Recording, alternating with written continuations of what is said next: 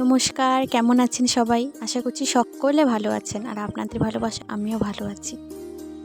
আমার ব্লগটা এখান থেকেই শুরু করছি। এই যে সকাল সকাল কাজকর্ম সেরে, পুজো সেরে, স্নান সেরে এই যে চলে এসেছি এখন আমাদের প্রাইমারি স্কুলে। এখানে হচ্ছে আইসিডিএস সেন্টারও এখানে।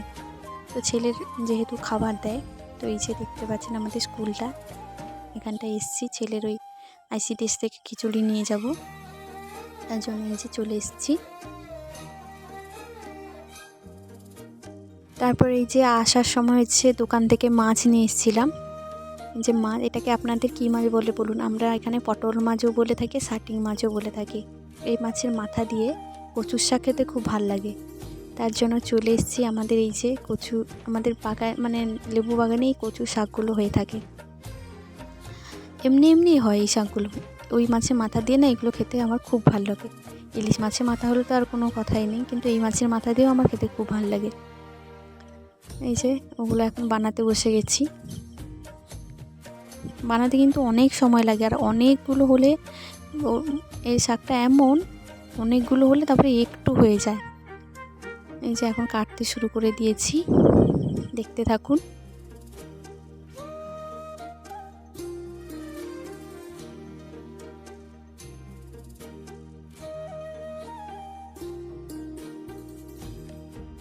এই যে মাছ কেটে ধুয়ে এখন নুন হলুদ মাখিয়ে রেখে দিয়েছি।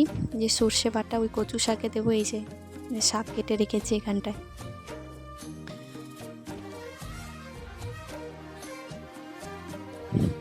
কড়াতে তেল দিয়ে মাথাগুলো ভাজতে দিয়ে দিয়েছি।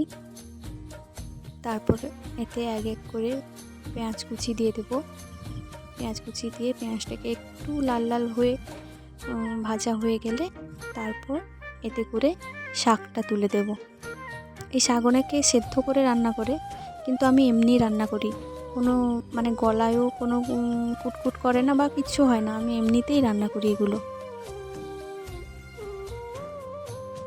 আর এই যে তারপরে ওই শাকের তরকারি, কচুর শাক, আর এই যে ওই মাছ যে নিয়েছিলাম মাছের টক।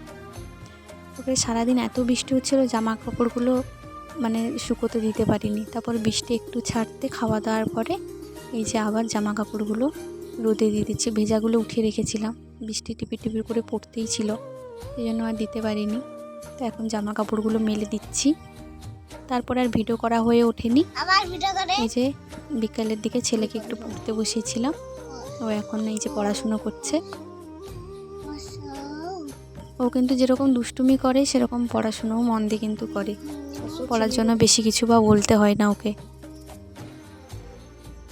দেখুন নিজে থেকেই ও মানে যখন ইচ্ছে হবে নিজে থেকে লিখে যাবে, কিন্তু এক এক সময় এত জ্বালাতন করে, এখন কোনো কিছু বলতে হচ্ছে না, নিজে থেকেই কিন্তু ও লিখে যাচ্ছে। ওই যে পাশে দেখতে পাচ্ছেন ওর নাম লিখেছিল, আমি প্রথমে লিখেছিলাম, তারপরে ওটা দেখে দেখে ও লিখেছিল ওর নিজের নামটা। তো আর কদিন পরে স্কুলে ভর্তি করাতে হবে, এই কারণেই আজ থেকে তোড়জোড় শুরু। তারপরে আর ভিডিও করিনি, একেবারে রাতে খাওয়া দাওয়া শেষের পরে এই যে তার বাবার সঙ্গে ভিডিও কলে কথা হচ্ছিল। ভিডিওটি ভালো লাগলে চ্যানেলটি সাবস্ক্রাইব করে আমাদের পাশে অবশ্যই থাকবেন। Thank you, ta ta, by.